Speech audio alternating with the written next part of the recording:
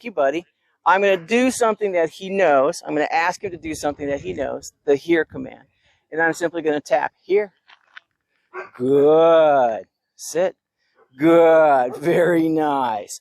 Okay. I don't care if he holds it because I'm introducing the concept of pressure. We're using a known command and we're applying pressure with the e-collar instead of with the leash, right? This we consider to be indirect pressure. Although I am affecting it, I'm making it happen, it's not the leash. So the leash simply prevents him from doing what he wants. The e-collar motivates him to do what I want, okay? The leash we consider to be direct pressure. I can directly affect everything this dog does. He drops his head, I correct him with the leash, right? Okay, good boy. So we let him escape. Good doggy. Good job. And he's going to sit there and kind of go, what the hell, right? He doesn't know what's going on. So we're going to be, I'm okay with that. I'm just going to kind of ignore him like we did when we were practicing the recall to begin with. Good lad. And when I call him, I'm going to tap repeatedly until he completes the behavior. Here.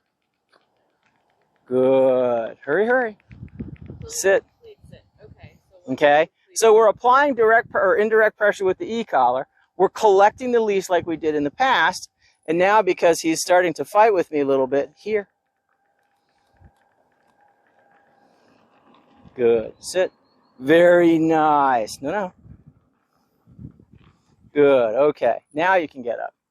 Right? And I'm just going to continue to apply that pressure in a rhythm. And I tell people when they're using an e-collar to think of their favorite song and just tap to the rhythm, tap to the beat. Bump, bump, bump, bump, bump, bump, bump, bump, bump, bump, bump, right? So that way the dog understands the only way to escape that is to move towards or away from it, right? When we're introducing the skill to a dog who knows nothing about the e-collar, we're not saying anything, right? We're basically just tapping.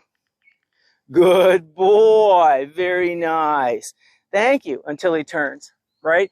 Every introduction to the e-collar, we start out the exact same way. From when we get the e-collar out, we make sure that it's charged.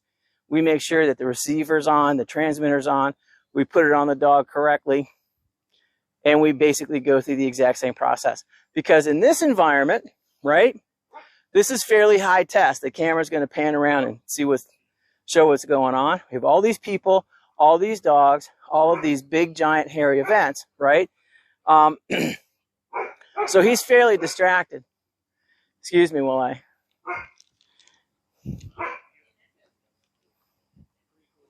Thank you.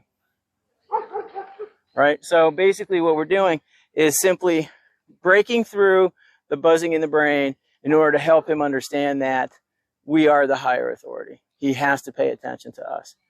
So right? In the beginning, I don't even say stuff. No. Every single time you start with the e-collar, you're starting from ground zero. You treat the e-collar as if every time you put it on, you treat it as if it's the very first time, right? Same thing. We're talking about making sure that it's charged, making sure that both units of both portions of the unit are on. You are testing it at the very lowest setting before you actually start engaging the dog in training, right? And it's important because I don't want the dog getting lit up accidentally, and I don't want him, like in this environment, it's very, very high test. So he could very conceivably work at much higher levels here, 20 or higher, right? Yeah, like at home in your den, yeah, he could be lower. And again, I tell people this, do not ever marry a number, because even with dogs who are collar conditioned, their arousal determines the level that they work on, right? Good boy. See, now he can feel it. I can tell it, right? See how he's bending his head, right? That's because he's kind of going, what the hell is that? Right? And good lad. Here. Thank you, sweetheart. Heel. Sit. Good boy. Very nice. What you want to. Tap stops. Right? So even like the here command, you don't stop the tap until he's sitting in front of you? When we're introducing the e-collar, we're affecting that until we get the behavior that we're after, right? I want a complete performance before I stop tapping, because it's part of the process of teaching, right?